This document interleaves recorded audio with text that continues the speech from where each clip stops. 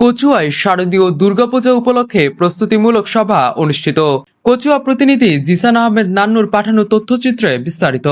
আসন্ন শারদীয় দুর্গাপূজা উপলক্ষে কচুয়া উপজেলা প্রশাসনের আয়োজনে প্রস্তুতিমূলক সভা অনুষ্ঠিত হয়েছে। উপজেলা নির্বাহী কর্মকর্তা মোহাম্মদ হেলাল চৌধুরীর সভাপতিত্বে বক্তব্য রাখেন কচুয়া থানার অফিসার ইনচার্জ মোহাম্মদ আজিজুল ইসলাম, কৃষি কর্মকর্তা তপু আহমেদ, মুক্তিযোদ্ধা সংসদের সদস্য সচিব বীর মুক্তিযোদ্ধা দেওয়ান সিরাজুল ইসলাম, সাচার ইউপির প্রশাসক জহিরুল ইসলাম, কচুয়া পল্লী বিদ্যুৎ ডিজিএম শহীদুল আলম, উপজেলা পূজা উদযাপন প্রধান সমন্বয়ক রতন চন্দ্র ভৌমিক, হিন্দু বৌদ্ধ ঐক্য পরিষদের সাধারণ সম্পাদক প্রিয়তোষ পোদ্দার, উপদেষ্টা সন্তোষ চন্দ্র সেন, সভাপতি ফণীভূষণ মজুমদার, সাধারণ সম্পাদক বিকাশ সাহা, সহসভাপতি শিবুলাল সাহা, জন্মাষ্টমী কমিটির সভাপতি মানিক ভৌমিক, কোষাধ্যক্ষ জয়দেব কর্মকার জয়, সাচার জগন্নাথ দাম ও সাংস্কৃতিক সংঘের সভাপতি বটুকৃষ্ণ বসু, করইশ পূজা কমিটির সভাপতি ক্ষিতীশ সেন সহ অন্যান্যরা বক্তব্য রাখেন। এ সময় উপস্থিত ছিলেন উপজেলা প্রকল্প বাস্তবায়ন কর্মকর্তা রাকিবুল ইসলাম,